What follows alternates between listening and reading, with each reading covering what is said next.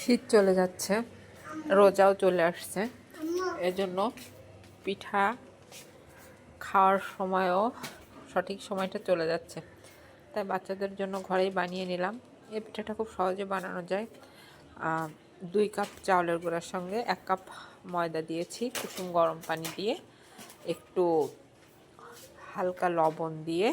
আর এটা হচ্ছে খেজুরের গুড়, এটা আমার শাশুড়ি বানিয়ে পাঠিয়েছিল আমার শ্বশুরবাড়ির খেজুর গাছের রস থেকে নিজেদের তৈরি করা গুড়।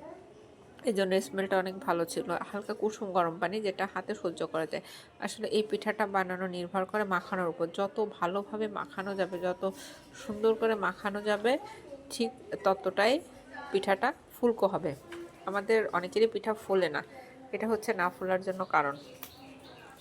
আসলে মানুষ বলে যে আমি পারি না, এই কথাটা আসলে মনে হয় চেষ্টার উপর নির্ভর করে। আমি নিজেও কখনো কোনো দিন ছোটোবেলা থেকে বানাইনি, যেহেতু পড়ালেখাই করতাম। আমার আম্মু তো চাকরিজীবী ছিলেন, সবসময় পার্মানেন্ট লোক ছিল কাজের জন্য। তো তারপরেও মাঝে মাঝে দেখা যাচ্ছে একটু বড় হলাম যখন, তখন নকশা, যখন প্রথম আলো নকশা দিত, তখন ওই রেসিপিগুলো দেখে নিজের থেকে একটু চেষ্টা করতাম এটা বানানোর সেটা বানানোর। নকশা দেখে একটু চেষ্টা করতাম সব কিছু বানানোর। তারপর এটাই, এই যে যখন গোলানোটা হবে বোঝা যাবে, এরকম ফেললে ওই যে ভেতর থেকে চলে যাচ্ছে, এটা দেখলে বোঝা যাবে হয়ে গেছে। আর এটা আমি ইউটিউব থেকে শিখেছি। তেলের ভেতরে যদি একটু লবণ দেওয়া যায় তাহলে কড়াইতে পিঠাটা লাগে না, তো সেজন্য একটু লবণ দিয়ে নিলাম তেলের ভেতর। কড়াইটা খুব ভালোভাবে গরম করে নিতে হবে, তারপরে তেল দিতে হবে। তেলটা একটু ভালো মতো গরম হলে গোলাটা দিতে হবে। অনেকের প্রথম পিঠাটা নাকি ভালো ফুলে না, তো আলহামদুলিল্লাহ আমার প্রথম পিঠার থেকেই ভালো ফোলা শুরু হয়েছে। এই যে আমার ছেলে তো আগেই খাওয়ার জন্য নিয়ে রেডি, সে এই আর কি।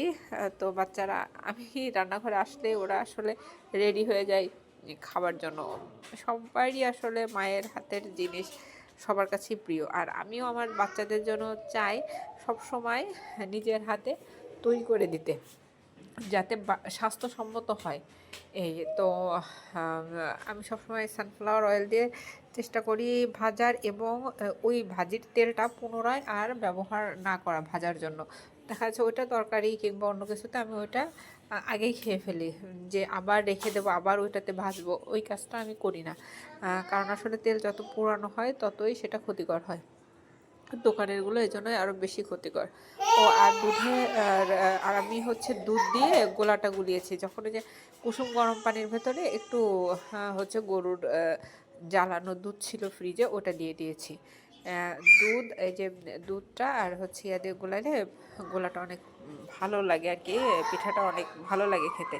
তো যাই হোক, আর ওই পিঠা দুটো একটু ফুললেও একটু কুঁচকে গিয়েছিল, কারণ একটু বেশি ঘন হয়ে গেছিলো। পরে দুধ দিয়ে আর একটু পাতলা করে নিয়েছি, এজন্য আরও বেশি ভালো ফুলছে আলহামদুলিল্লাহ। যাই হোক, সব কাজ আসলে করতে করতেই শেখা যায়। এই আমরা যে বলি যে না পারি না কিংবা আমার কাছে হয় না, বিষয়টা আসলে যত অনুশীলন করা যায় ততই পারফেক্ট হয়। আর নিজের জন্য না হলেও বাচ্চার জন্য আসলে প্র্যাকটিস করতে করতে আলহামদুলিল্লাহ এখন সব কিছুই পারফেক্ট মনে হয়। যে কোনো জিনিস মনে হয় যেন আমি পারবো, পারবো না কেন। এই, আর আসলে অলসতা করলেই অলসতা। আর যদি মনে করি যে এটা তো কোনো রকম ব্যাপার না, একটু মাখাইতে হবে আর একটু তেলে ভাজতে হবে, এটাই তো হয়ে যায়। কিন্তু কঠিন যদি মনে করা হয় তাহলেই কঠিন, এই আর কি। এভাবে